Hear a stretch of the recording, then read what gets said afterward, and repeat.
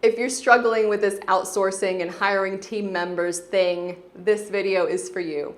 I'm Sylvie McCracken from sylviemccracken.com, and today I want to talk to you about the 5 key mistakes that entrepreneurs make when hiring help. So mistake number 1 is not hiring for the role. So a lot of the times I'll see people saying, I need a VA, which stands for virtual assistant.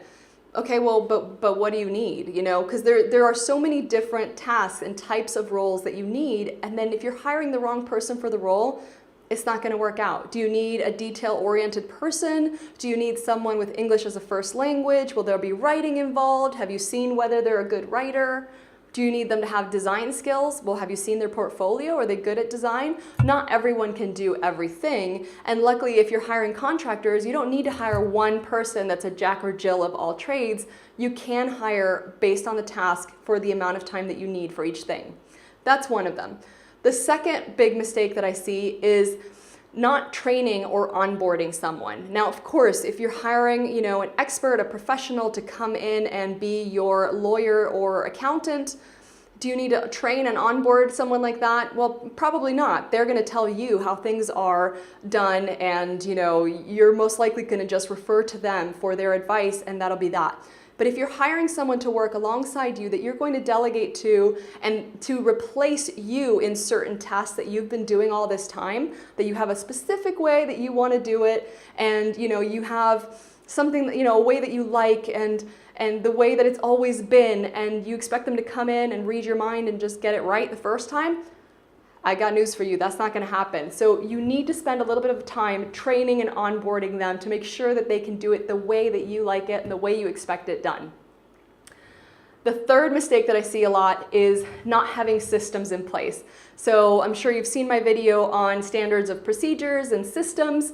If not, I'll link to it below for you. And these are really, really important. Again, so not only do people know exactly how you want things done, but so steps don't get missed and nothing slips through the cracks, which is totally possible. By the way, it happens to me too. So if I'm not following my own standard of procedure and it's a task that I haven't done in a few months, chances are I'm going to screw it up. So these are very, very important.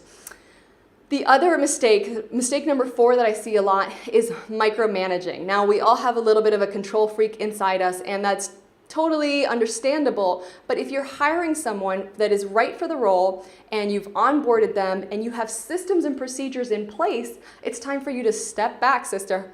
Like, you cannot micromanage these people all day long because they need to be able to do what they do best. And you need to step back and let them do it. And of course, give feedback along the way. But, a lot of the times what I do with my team is I ask them for their opinion first.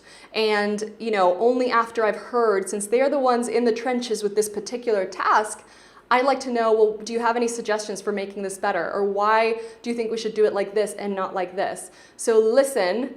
And then, of course, you can be the final deciding vote on that. But make sure you're not micromanaging their every task. And the last 5th key mistake that I see is it's actually pretty rare, but what I see some people do is try to outsource the vision or the strategy a lot of the times. Now, if you're the CEO, that's the task that you need to do. So outsourcing the entire thing, giving someone your whole business and saying, good luck, and expecting that to work, in the way that you wanted it to work, or basically turning your whole business around because one team member decided it was going to go this way instead of the way that you had designed in the first place. That's probably a key mistake. So these are the 5 mistakes that I see entrepreneurs making all the time. I'd love to hear from you. Are you making any of these mistakes? Are there any others that you think I missed? Leave me a comment below. And if you're not already subscribed to my newsletter, make sure you do that, because we'll be talking a lot more about hiring, outsourcing, managing team members, and all that jazz. I'll see you soon.